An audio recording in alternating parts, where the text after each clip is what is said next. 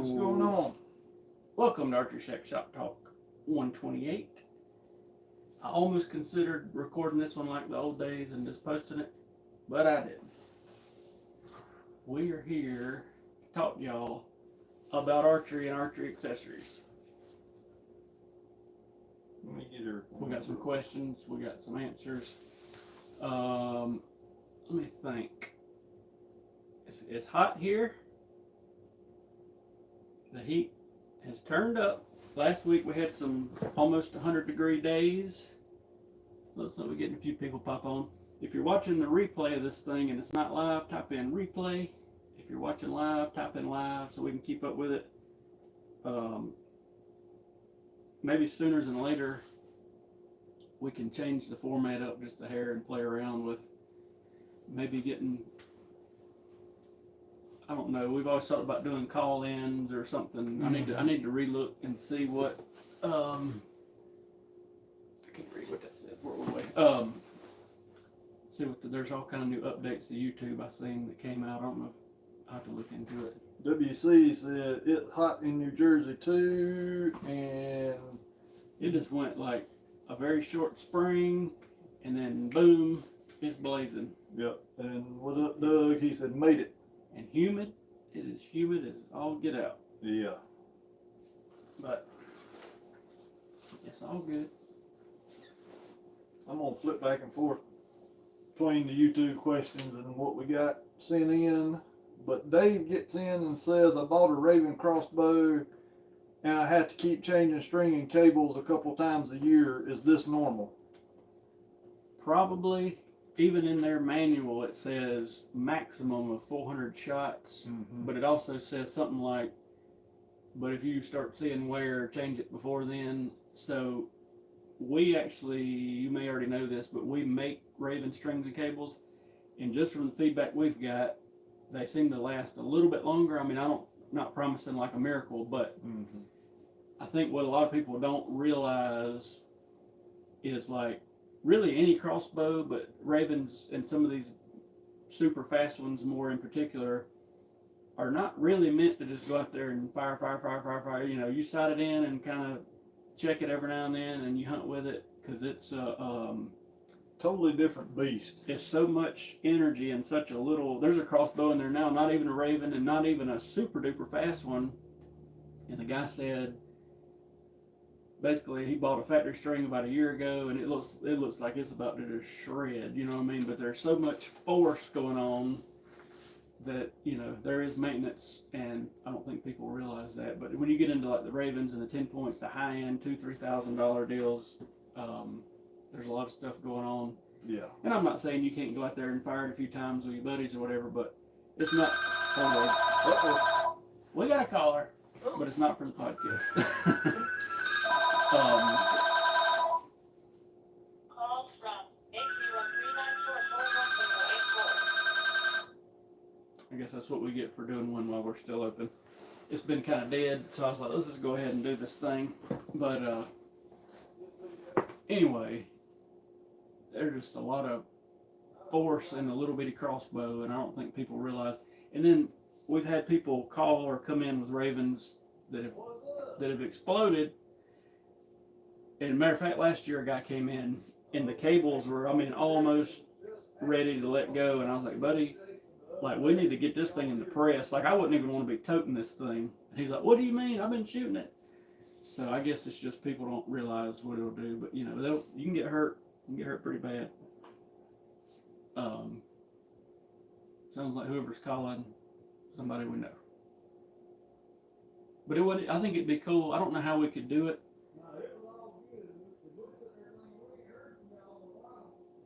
I don't know who he's talking to. What's up? Brad Adams. I would like to buy a Prime Inline 5. Come buy one. So far, the inline 3s have been the big seller. The 5 have been, like, I'm shooting the 5, TJ's shooting the 5. Matter of fact, my 5's sitting right here. The one I took to tack. It seems like the 5s have been popular for like the hunting / 3D crowd, like the people that want to shoot 3D and hunt with the same bow, which we've sold a couple 3s and sold and set them up sort of as more of a tournament rig, but I've been happy with this 5. I've been real happy. And then it seems like the ones, we've sold a couple of ones, but the ones are kind of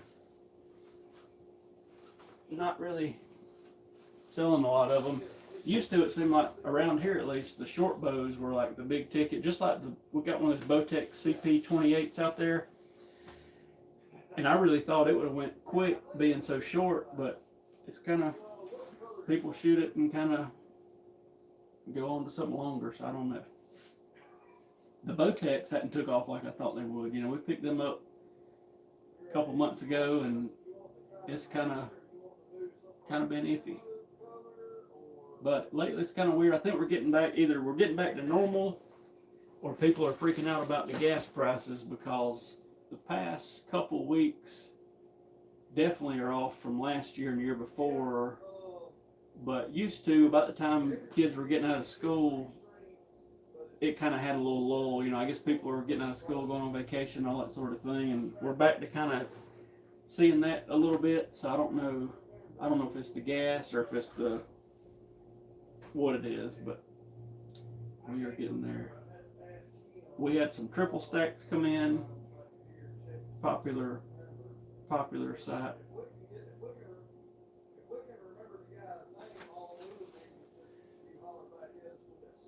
5 a gallon. Yep, it's not far from that here. I think I didn't even look this morning. I think yesterday morning we were right at 440 or maybe 450. I can't remember what it was, but I've never seen so much.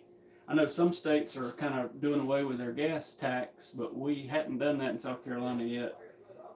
And I don't know, our roads here are awful. What's up, Bruce Scott? So I don't know.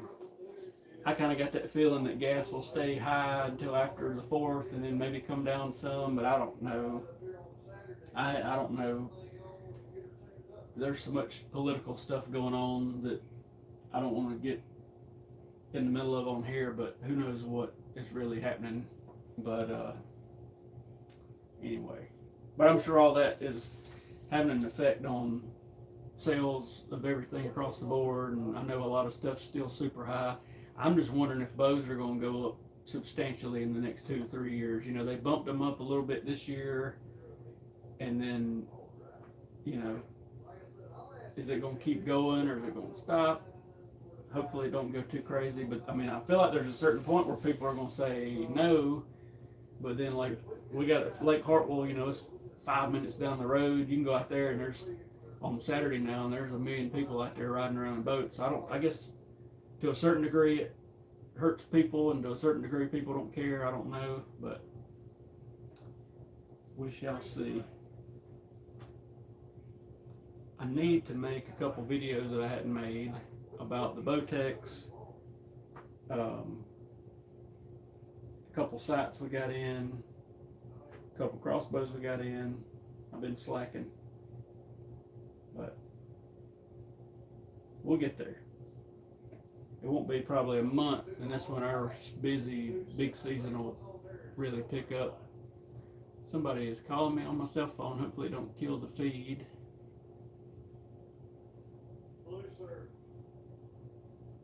TJ's taking string order, it sounds like.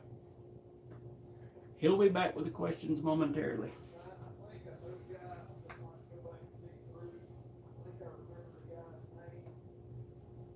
I 3D shoots. For those of you on here, if you're not local, is there 3D stuff going on? It's like the heat hits here around where we're at, and all the 3D shoots are done. There's been, I think there's like, and another line's ringing. Every time we try to do this. Call from 864-378-6017.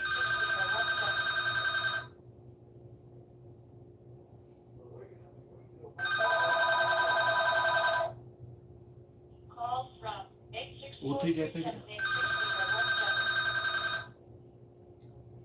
Y'all hang on for 2 seconds.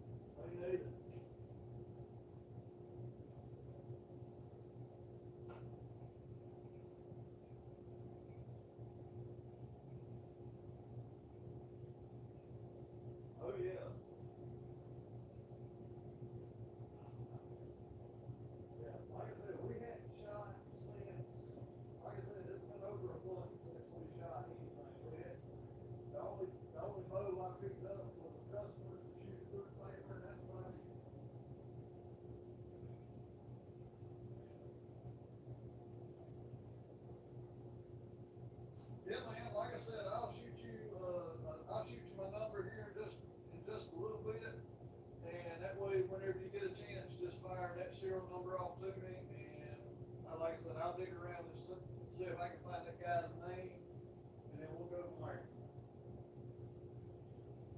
Yeah, man. Yes, yes, sir. You have a good one.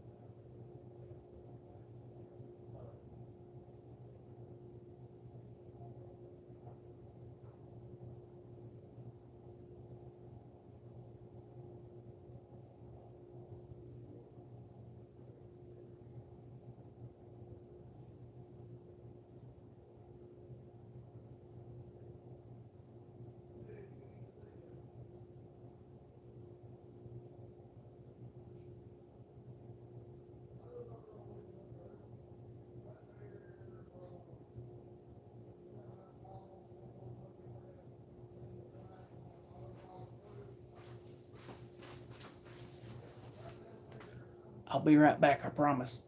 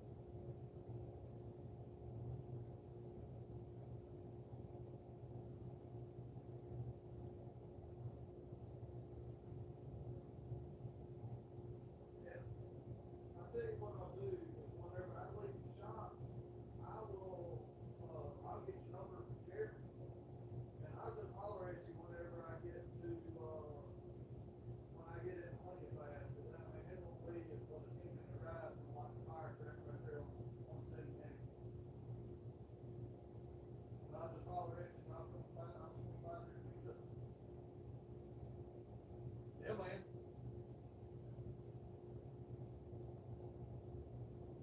Yeah. Okay. I know the feeling.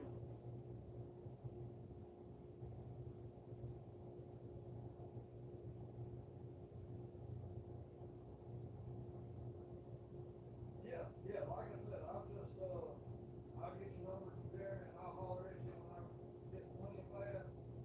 And then that way just give you a heads up that I'm on the way. Yeah, man, appreciate it. Uh-huh.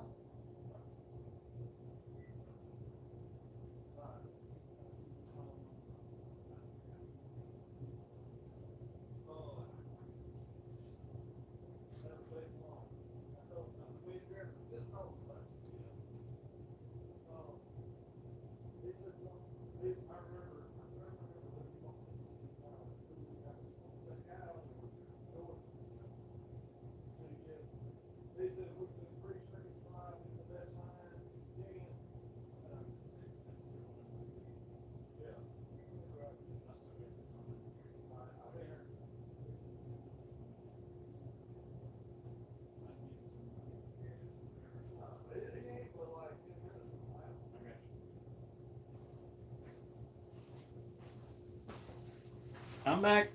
I'm back. Sorry. I think we probably lost everybody. That's what I get. We went live a couple times and not really had any issues, and then we got 2 or 3 lines ringing and craziness going on, but We'll see if we can get through the questions. we back. Sorry. I guess I should have let them be. Did you go through any questions? I on- did. Okay. Alan gets in and says, "What's your favorite sub $500 new bow currently?" Probably the legit from Bear. That's what I was gonna say too. Um, We've sold a lot of them. Zero trouble, easy to tune. I mean, even the Species EV is a good one for a sub 500. Yeah, either one of those. Zero trouble. Let's see. The next one comes in from Ben. He says, "Explain camlean to me. I'm super confused." Well, I mean, basically, there's a whole can of worms, but like 90 whatever percent of bows, you basically don't have to fool with them. You know what I mean? They should technically be close or perfect or almost from the factory, but you got that one occasionally. Sometimes it's because people grip the bow weird and it does some weird stuff and you have to shim the bow, and then other times, you know, like one thing, I need to make a video because we get a lot of calls about basically people just put a string on their bow and don't realize if it's got yokes, you've got to twist one more, you know, because people just don't think that about the cable going over to get out of the way of the arrow. That's going to pull the limbs that way, basically, right? So if you got a yoke, you got to twist it and get that thing straight at full draw, and people don't realize all that. And we get some of the weirdest calls about stuff. I put my string and cables on, and all this crazy stuff. I just need to make a video, and maybe that I can just start sending it to people because it's almost a weekly thing now. Of people put my cables on, and it's like, well, did you tune the bow? Like, I guess the answer that I don't want to be a rude jackass is like, if you don't know what you're doing, take it to somebody that does. But I can't really say that without getting in trouble. So it's one of them too that it's easier to see it than it is for me or Jeremy one to try to explain how to do camlean. I'll try to make that a upcoming video and explain a yoke bow versus, you know, just like a binary versus all this other stuff, and maybe it'll help. But anyway, Fred gets in and says, "How does warranty replacement parts work with bow companies?" Basically, you know, let's say you bought a Bear bow. We're a Bear dealer, so you'd go to your local Bear dealer, say, "Hey, I got a cracked limb, or I got this or that, the other." Usually, it don't cover strings or anything rubber, you know, wearable item like that. But basically, you leave it with us. We get your name and all that stuff. Call Bear, hey, Fred, whoever Smith has a cracked limb on a Bear, blah blah blah. Here's a serial number, and then basically, where I think what a lot of people get confused is, so like, here's the way we do it. If you bought the bow from us, basically we don't charge you a dime, but we get a lot of Bear, for instance. You know, they sell in the box store, so we get a lot of bows and crossbows that they bought at the box store. And according to the company, a lot of times, you know, the parts are free, but they may charge shipping, which will be whatever, $15-20. And then, contrary to popular belief, they don't pay us anything to fix this thing. So, like, you know, just example, Fred buys a crossbow from Academy Sports and Outdoors. You know, we've never even met Fred. He walks in our shop. My limb's cracked. Okay, yeah, we'll get you parts, you know, and then let's say they charge $15 shipping. So, of course, he'll pay for the $15 shipping. And then we charge whatever, $20 to take the limbs off, put the new ones on, get everything back right, whatever, you know, according to what it is. And then we've had some people get pretty ill with us, and they think that Bear or whoever is paying us to fix their bow. And I'm like, I don't know of any bow company that does anything like that. And it's a different story if you bought it from us, because we try to take care of our people. But it's, you know, 50-50 people walking in that's never even been in here. And it's a good thing they came to us, but at the same time, you know, we ain't going to like go in the hole on chipping or on whatever, and it taking 30-45 minutes to do whatever. People just sometimes, again, I try to not get pissy with people, but it's like, it's just the way it is. You know what I mean? I don't know of anybody that's going to just eat the shipping cost and put it on for free, you know, if you didn't buy it from them. Yeah. But anyway. let's see here. Don gets in and says, "Is there a way to increase my let off?" And that's all the info I got. We'll just say no. Yeah, we need to know a bow, draw length, draw we need to weight, know, all kind of stuff. Dan gets in and says, "What frustrates you the most doing bow work?" Oh Lord, that's a can of worms and a loaded question all in one. I guess in the last 10 years, yeah, I mean, like the know-it-all experts just watch something on YouTube and thinks they know more about it than we do. You know what I mean? Hell, if you do, go home and fix the damn thing. You know what I mean? That's what I want to tell them. And it's not like everybody's like that, but we get a few here and there, and it's like, and honestly, I think that's why some shops are sort of jackasses to people, because like, even though we want to be jackasses to those people, typically we're pretty nice, and I could definitely see where you'd want to just like tell somebody to get the hell out of the shop. You know what I mean? Because it's like, dude, don't come in here, talking whatever. And YouTube's got a lot of good stuff, but like, you can't just watch YouTube and never touch a bow and think you know how to fix it.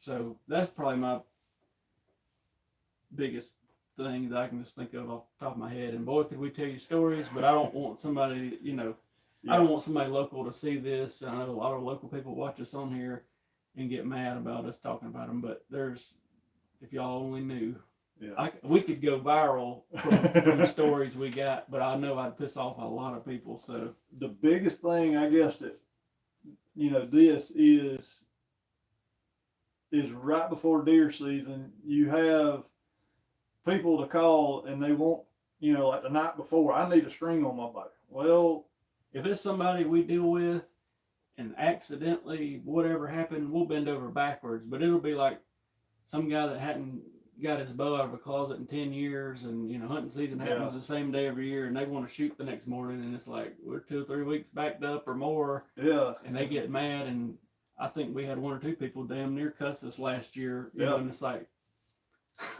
hunting season happens the same time every year. You know what I mean? And I mean, what I love, and I hate to even say this, but we'll get 2, 3, maybe touching 4 weeks behind, the busiest there, and it just is what it is. And basically, I'll just be like, listen, obviously, we can't do this quick enough for you. There's another, I'll give them like 2 or 3 more shops within 30 minutes of here, and they'll come storming back in 2 or 3 hours later. Them some bitches told me 6 or 8 weeks, and they'll, slam it down and all this, and we get 1 or 2 of them a year, but it's like, believe me, if we could do it any quicker, we would. Yeah, that's just my biggest thing is, deer season comes around same time every year. I always tell people, when hunting season's over with, bring it to us. We can get it done a whole lot quicker then when it's not hunting season, but everybody, it rarely happens. And I just, that's the biggest. And a lot of people, here in the last year or two, it's been kind of, man, I know it's late. I know y'all probably backed up, but what are the chances? And I'm like, your chances ain't any good. And they're like, man, well, if I can make it through season, I'm coming there as soon as it's over. And then they show up a week before the season the next year. So that's my biggest thing is just, lack of planning on your part does not constitute an emergency on my end kind of deal. I wanted to put that exact sign in the shop, but I refrained because I don't want to piss people off. If we got any questions, it ain't going to get us all mad.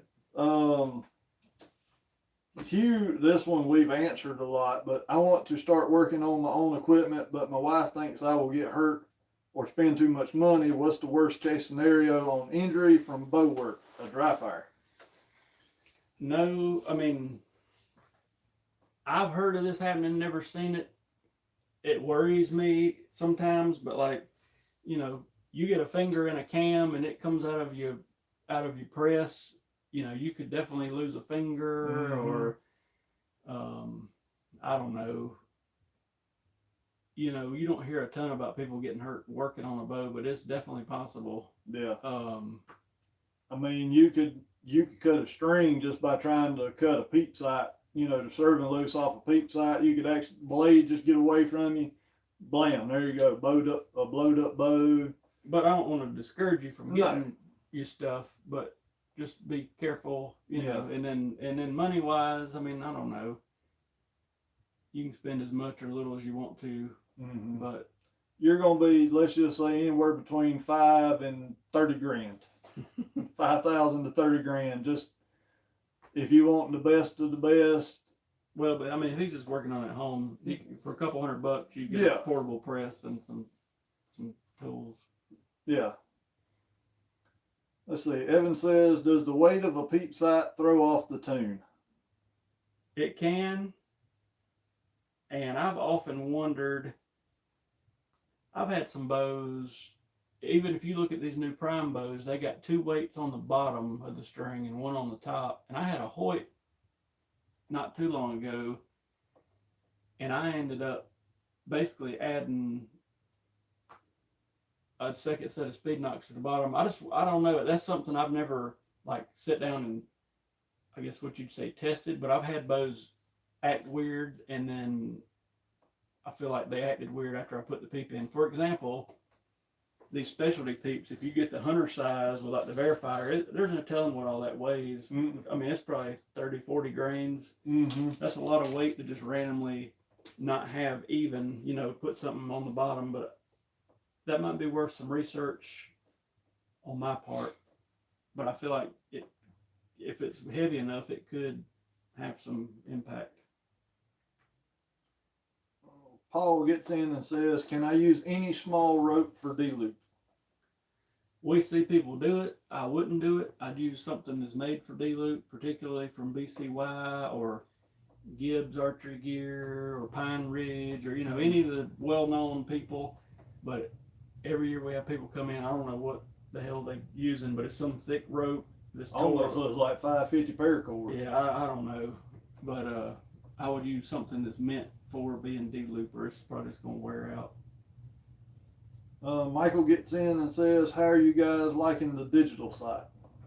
So far, so good. The one on my bow, I ended up getting in a downpour at a 3D shoot with. It didn't phase it. Took it to tack. Didn't even charge it at tack. And it's still, the number one concern with me was the water resistance and the charge. And basically left it on a day, a little over a day, and it still had 3 bars on it. So I'm pretty well sold on it. I got a lens on mine right now to play with, but I like it. I don't have one, so I couldn't. I mean, as far as I like them, but I don't know. It's just I don't know. I mean, I ain't got nothing bad to say about it. Kind of wish they would make it in a dovetail, but I think you'll see it next year. I do too. Bill gets in and says, what's the easiest way to add 5 to 10 feet per second without changing theirs? Up your weight. Yep. If you can do it. If you can't, then you got to get into little trinkety stuff. But yeah, get some more weight on your bow. Rick gets in and says, any tips on how to make my handheld release not fly out of my hand? I've seen people use like almost the skateboard grip tape. That's what it is, yeah. Like it's almost like a sandpaper with a backing on it. Because even me, when I've shot handheld releases in the summer, my hands get all sweaty, and I'm thinking about like, I hope this damn thing don't fly out of my hand. And we've had people bring bows in, tore all to hell, that they've let it go and it's hit sights and roller guards and everything else. So the skateboard grip tape, or you can get some of the lizard skin. I've seen people use it. Yeah. Let's see here. Jimmy gets in and says, should I aim while my bow is in the middle of the valley or hard against the stop? The correct answer is pulling into the stop, but I'd say 95% of people, most of the time, me included, I'm in the middle of the valley at more let off. But I've had bows that I thought didn't shoot great, and when I would pull hard into the stop, I would do a lot better with them. But I don't know where to find it, but there's even some video where a guy was like phone recording Levi Morgan talking to him, you know, because everybody thinks all these pros are doing it the same way, and he basically said, no, you know, I got all this let off and I'm shooting it in the middle of the valley and I'm just rotating my release and like all the wrong things that people usually do, he actually said, this is basically what I'm doing. But so that, you know, I think especially hunters, most of them are shooting right at the highest let off in the middle of the valley, but technically you would want to pull in and stop some. Yep. Seth says, do you sell more camo bows or black? Just curious. Camo. Yep. Gary gets in and says, after a few months of playing with him, how do you rate the single track prime cams versus the double? I was iffy at first, but I will say I think they had a point of what they told us at the show, which was with the double track, you know, it's basically, if you look at them, it's basically two pieces bolted together, and they said overall just the bow's quieter with the way it is now, and I agree with that. You know, I feel like everybody was chasing unicorns, trying to quieten them down. You know, we're changing stops or string stops and this, that, and the other, and it would help a little bit, but I feel like now basically it's a lot quieter and it feels about the same.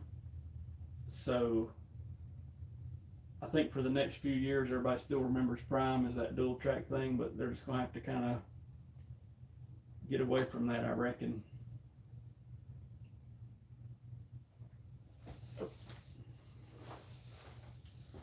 Dean says, have you seen the ARD adjustable red dot sight system that has come out for compound bows? I hadn't. I hadn't either. Let's see.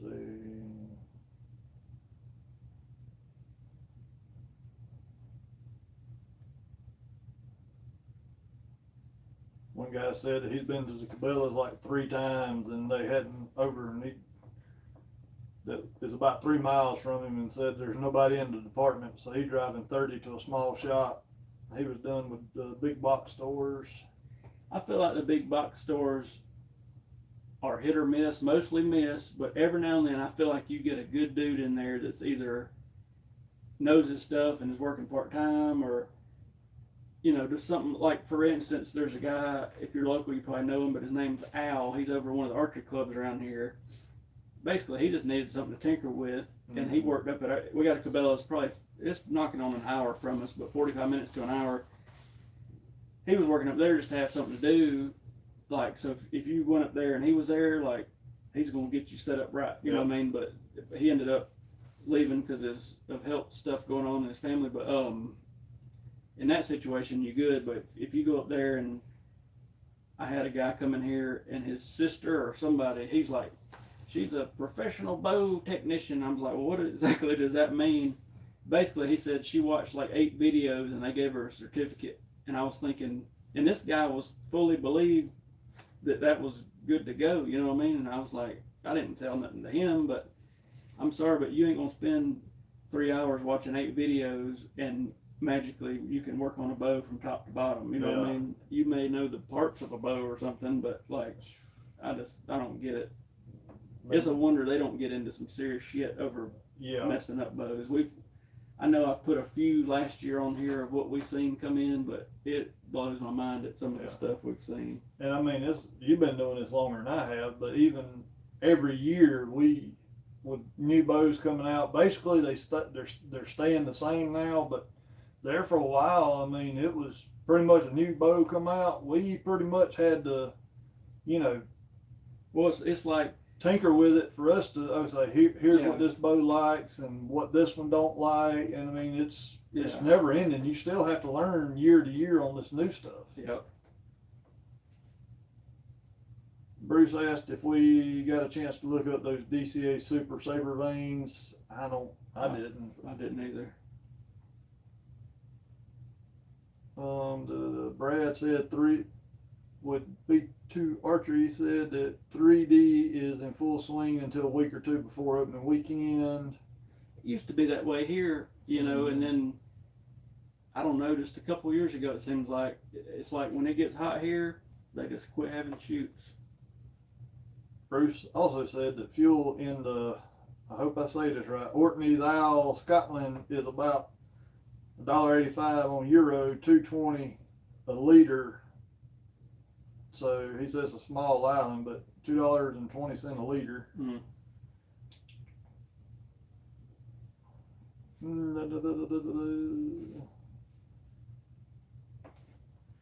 Bruce, I know Dean asked about that ARD site, but Bruce said, is that the one Average Jack was showing? I don't know Average Jack. Must be on YouTube. Must be. I gotta find some of these new YouTube people. Mm-hmm. That's all I got on our questions. Look them veins up real quick. I'm just curious. Let's see here. DCA. DCA. Somebody asked me yesterday about some guy on YouTube, and I'd never heard of him. I gotta get back. I know Chris B, Brandon McDonald, that guy, it's like 4 letters. What's his deal? There's a couple of them that I'll see on, but I gotta get back up to date. Somebody mentioned somebody on TikTok the other day, and I'll get on a string. I'll post a few things on TikTok, and then 3 months might go by, and I got on there the other day. Probably hadn't been on there in 3 or 4 months, and I had all these messages. Instagram, I've got better with Instagram. Almost looks like a paper airplane in a way. That's wild. May have to do a little research on them. Yeah.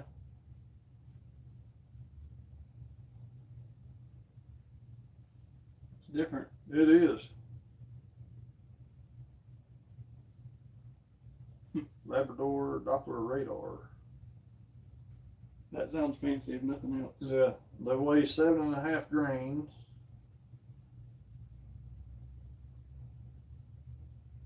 Computer optimized using computer simulations, a wind tunnel, and other scientific and field testing. Show them a picture of it. This ain't the best picture in the world, but that's just on Lancaster where I found it. It's neat looking.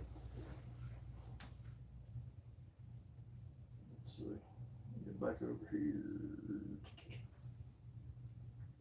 Yep, that's all I can see on the. That'd be her. That's her. I guess we'll get off here. Sorry we ghosted y'all for a couple minutes when the phones were going wild, but if you got any questions, send them in or post them. We'll grab them next week, and then sooner than later, I'd like to at least a week or two change up something and either do like a Zoom call maybe with a few people and chat, or just something different. You know what I mean? I always get bored when we do the same thing, and I need to make a few videos and not be bored about doing that. But anyway, we'll get that figured out. Maybe next week or the next can kind of announce that. And if anybody wanted, I know somebody called Chuck.